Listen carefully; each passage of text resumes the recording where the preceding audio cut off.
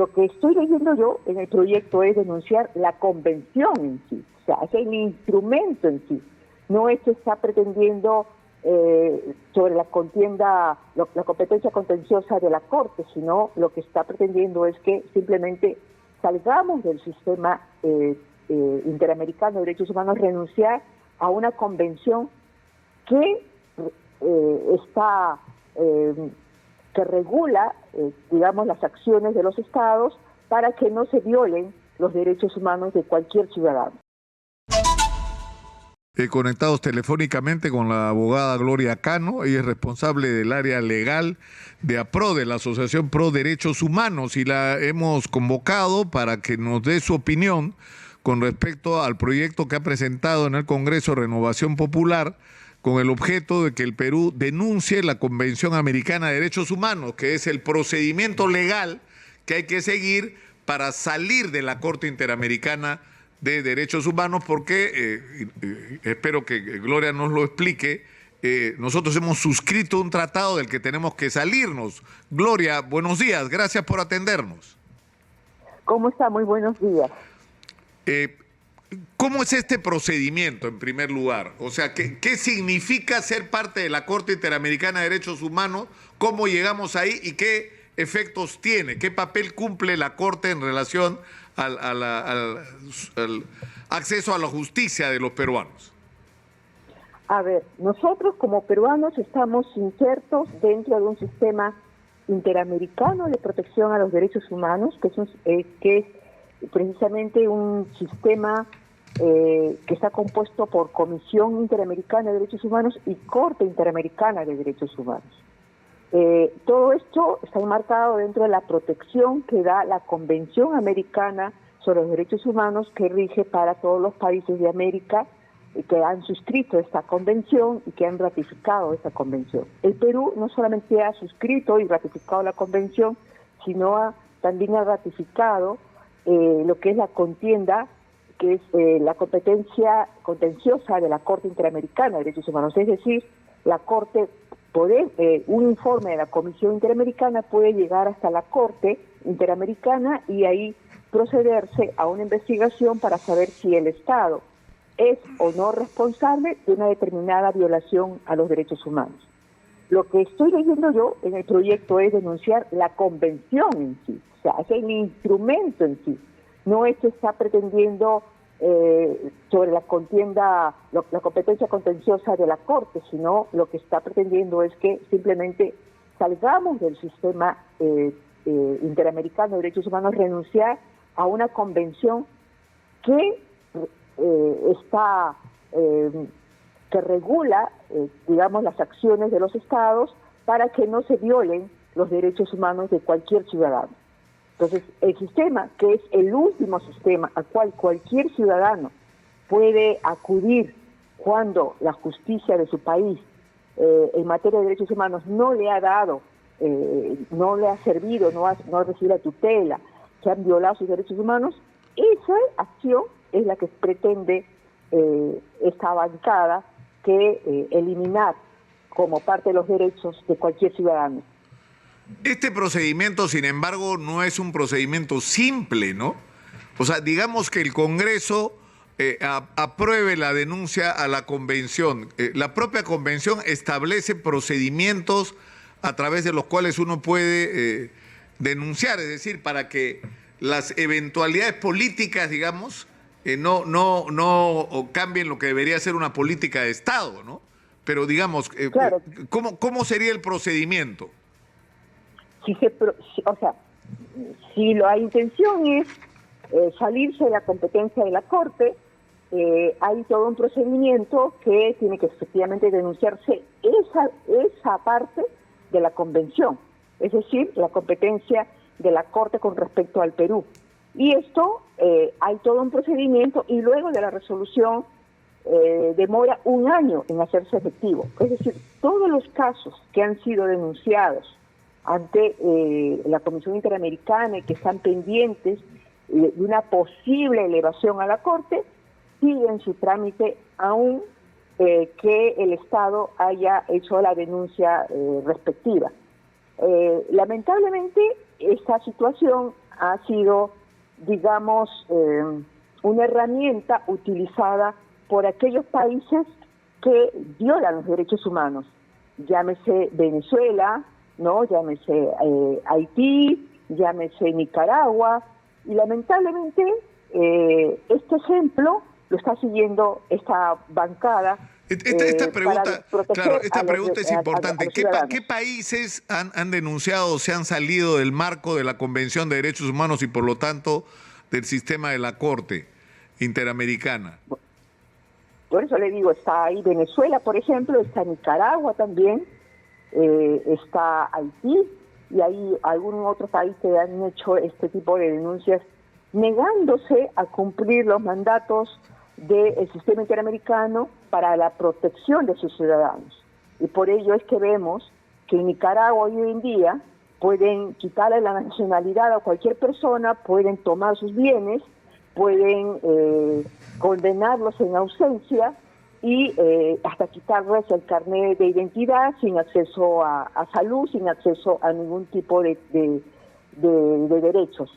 Por eso es que podemos ver en Venezuela cómo se han podido realizar juicios en ausencia también de las personas, de darles derecho a su voz, derecho a la disidencia, ¿no? Y eso es lo que quieren imponer en el país, en nuestro país.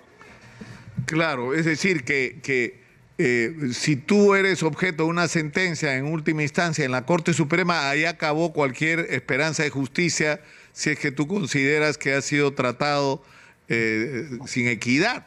Es decir, perderíamos esa posibilidad. Ahora, lo que se ha dicho como argumento es que la Corte Interamericana de Derechos Humanos ha sido utilizada por los terroristas y los caviares, ¿no? Que es manejada por los caviares, por un lado, o sea, voy a usar tal cual la expresión de quienes sustentan esta posición, y que ha sido una especie de refugio para los terroristas para lograr sentencias favorables.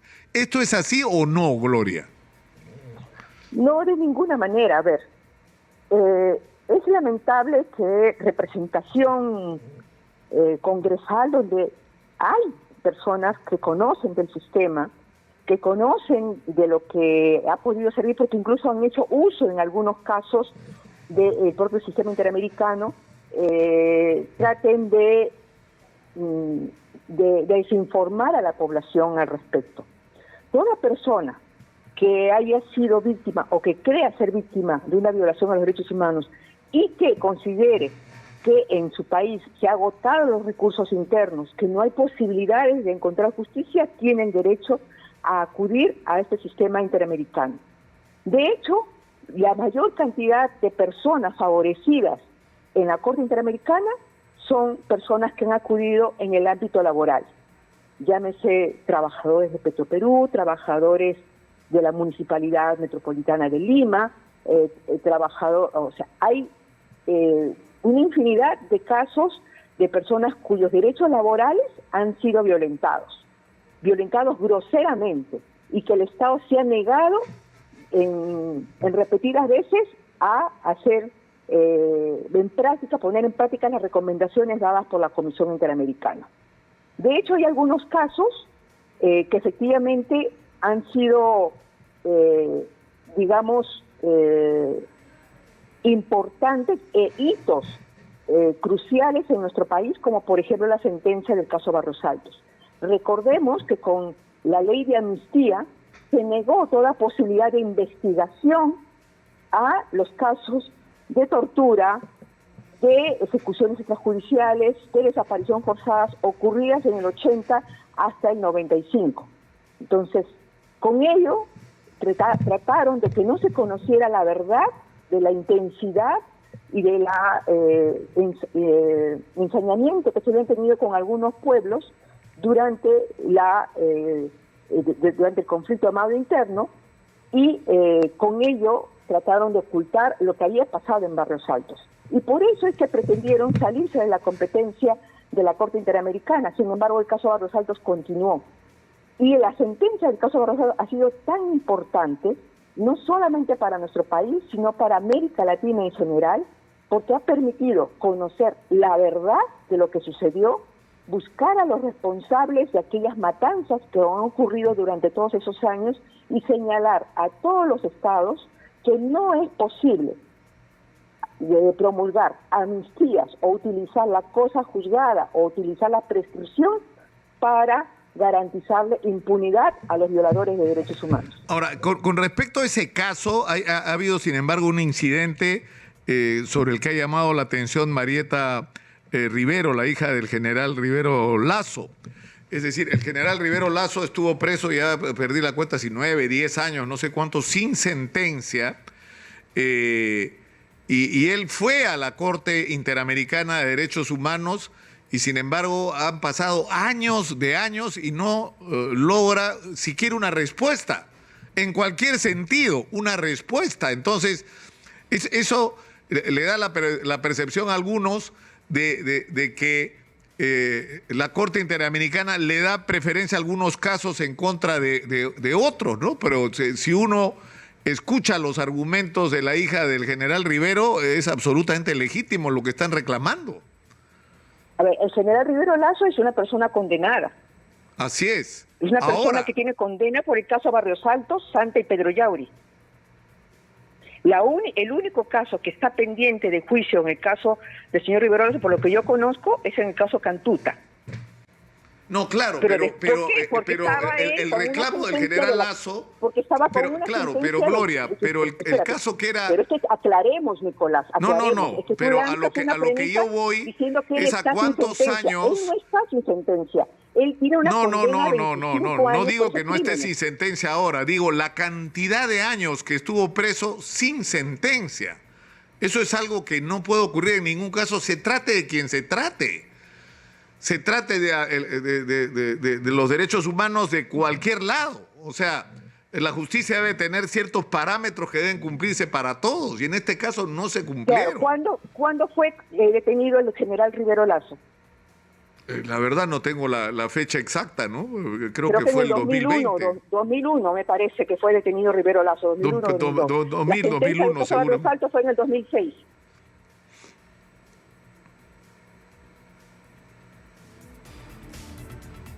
Claro, pero... ¿Escuchaste? Entonces... Ahora, el tema es igual legítima la pregunta, Gloria. Tú dices, no tiene razón el general Rivero Lazo. Entonces que la Corte le diga que no tiene razón. Pero lo que no puede hacer la Corte es no decirle nada. Pues. Lo que no es admisible es que no le diga nada. Es decir, pero Gloria, discúlpame. Yo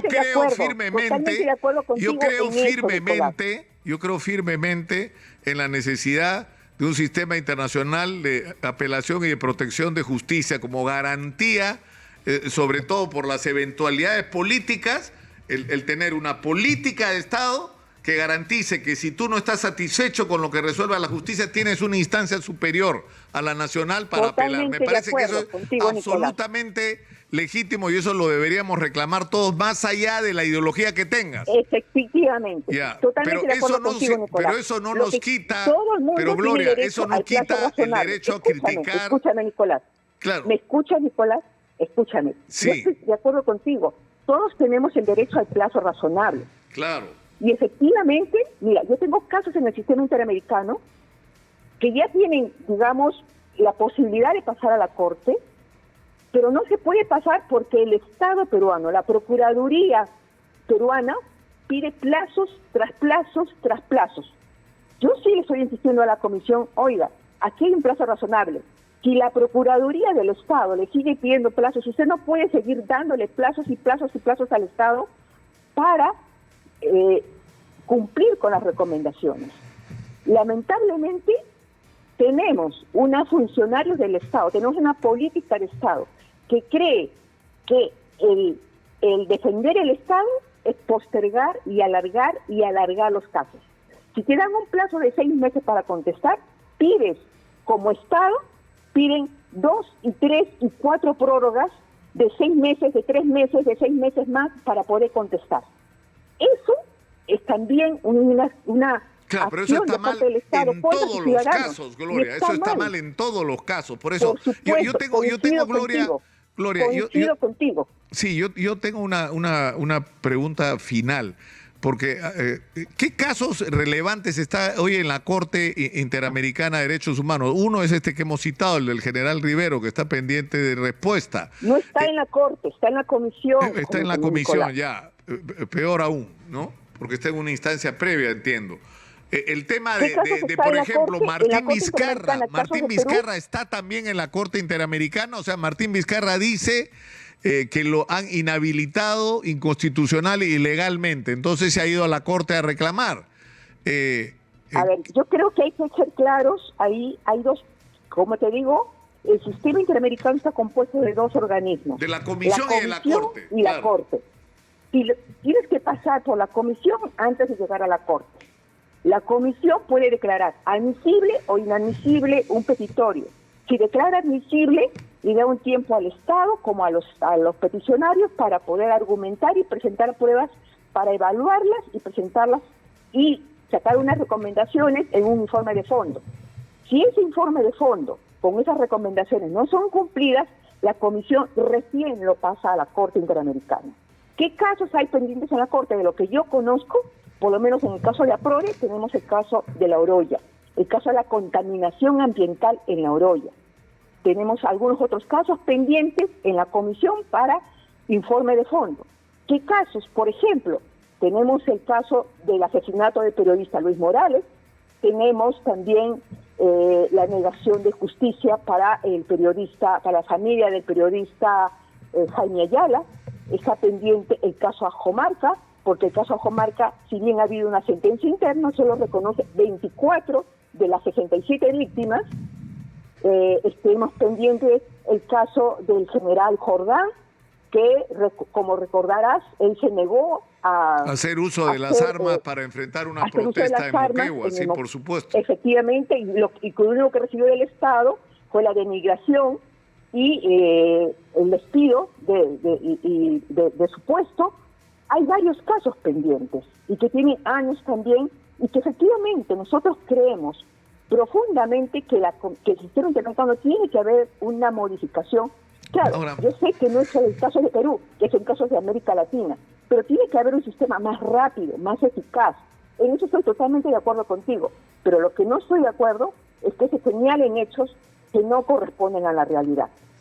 Ese es otro tema. Creo que un día podríamos discutir el tema específico del general Rivero Lazo, que creo que merece, merece atención. Y si quieres, y yo no lo he hablado con Marieta Rivero o con los abogados que los representan, a quienes no conozco, pero yo creo que sería importante una discusión sobre exactamente qué es lo que pasó ahí y hasta dónde llegaron efectivamente las responsabilidades, ¿no?